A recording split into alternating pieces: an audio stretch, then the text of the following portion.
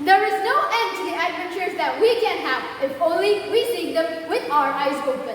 At first, you might think that these words were said by some wild adventurer who travels around the world, fighting beasts and conquering seas, but oh boy, are you wrong. This is one of the greatest individuals who have set foot on this land and have brought the name of our country to a cosmic stature with which it stands today. Yes, it is none other than the first Prime Minister of India, Jawaharlal Nehru. Jawaharlal Nehru was an Indian, anti-colonial, nationalist, secular humanist, social democrat and politician. Legend is the only appropriate title we have for this man who has done so much more good than we can even comprehend. A man who we have witnessed to have stupendous leadership skills and yet a big heart with unparalleled wisdom. He is also known for other things, and among them most notably is his love towards the young and future generation of our country. He knew the value of these young minds and knew that the way they are molded can bring about drastic changes to the country's present scenarios, good or bad. He outright acknowledged this and said that the children of today will make the India of tomorrow. The way we bring them up will determine the future of this country. He knew from decades ago that this could make or break the structural integrity, whether it's in religion, or culture, or politics, or economy of our nation. To the point that his birthday is celebrated nationwide as Children's Day, where we honor the nation's children and also a hero of this nation. As he said in his world-famous speech, A Tryst with Destiny, we can get another insight into the way he saw this country.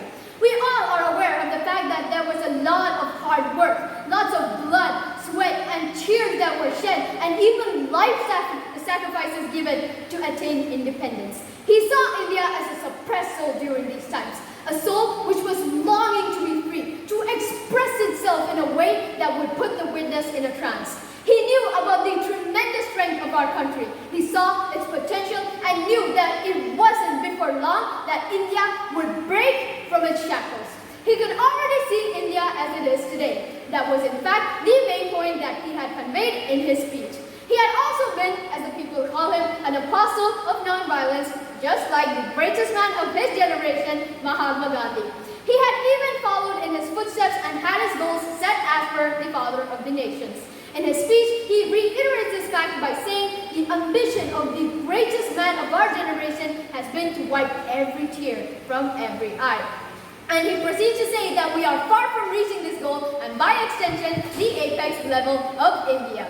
We can even see that he was of the view that if it came to a state of condition in which he had to give his life so that India could prosper, he would have done so in a heartbeat, without any hesitation. He says, blood and tears are going to be our lot, whether we like them or not.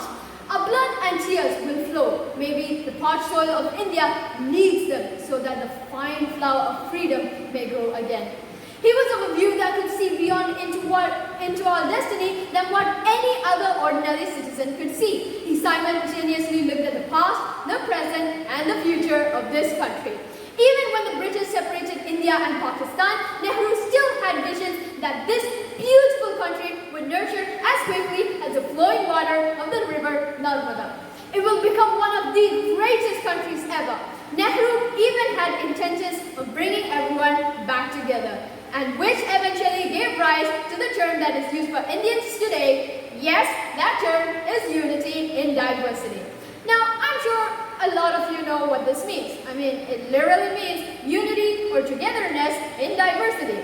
Here, the diversity is being referred to the different cultures, traditions, races, festivals, occupations, etc. Nehru even had visions for that too. Unbelievable, this guy. He knew that India would become a diverse, united, secular, and sovereign republic. Speaking of which, did you hear the word I mentioned? Secular? Well, what does that mean? Well, the term secular means that it is not connected with any religious or spiritual subjects. And guess who signed the Parliament of India, which promised that it would be a secular country? That's right, it was the big man himself, Jawaharlal Nehru. All of this goes to show how much effort and hard work and visions Nehru had for our beautiful motherland. He saw something in it that we could have never seen, even with a third eye. He was the reason we are living in this this spectacular country with so many divine cultures and different traditions, as well as these different cultural people living together as one, as the people of their beautiful motherland. Thank you all for listening to my speech. I would like to end it with a quote from our dear Chachaji himself. Failure comes only when we forget our ideals and objectives and principles' meanings. I hope you have a great day ahead. Goodbye and Jai Hind.